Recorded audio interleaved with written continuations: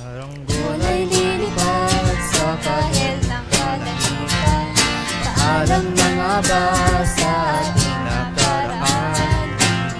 Saan lang tayo ipan ng amihan? Ipagpapalit pagkakaibigan.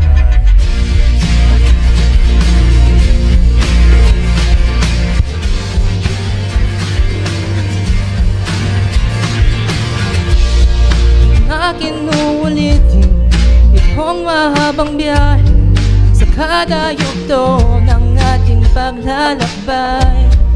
Wala kong babaguhin ni isang detalye. Sa dami ba naman ng sino ang magkasabay sa pagpadya ng kulimlim at tinadhana. Magmamahal ating mga komunidad.